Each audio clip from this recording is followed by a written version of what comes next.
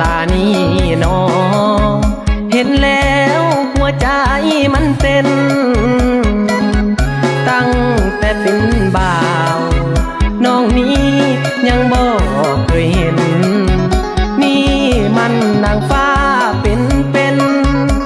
ได้เห็นแล้วหลงมักเอ่ยโสดอยู่บ่น้องนี้อยากขอเป็นแฟนอยากเดินควงแข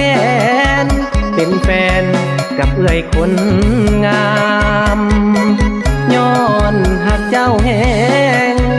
น้องนี้จึงได้เอ่ยถามอย่าเฝ้าลำคาญเอื้อยนั้นสเปคน้องเลยเอื้อยบักลาถึกใจคักแท้สิเมื่อบอกแม่บอกพ่อมาเบิ่งลูกไผ่หัวใจมันห้าวเมื่อมาเห็นสาวรุ่นใหญ่อยากให้เอื้อยนั้นลองเปิดใจเมื่อเป็นไผ่อีแม่น้องบอกงามแท้น้องนี้บ่ได้ทะเลงย้อนหักเอื้อยแหงน้องจึงได้จากคำตันบ่เคยลังเกียจ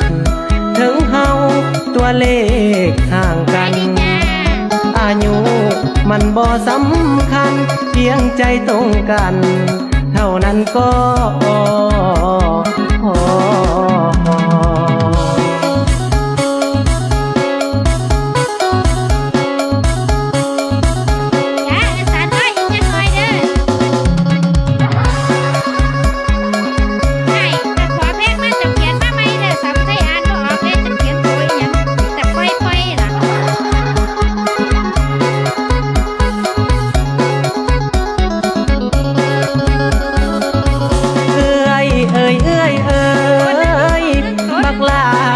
ใจคักแท้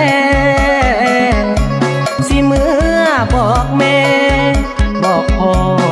มาเบิ่งลูกไผ่หัวใจมันห้าวเมื่อมาเห็นสาวรุ่นใหญ่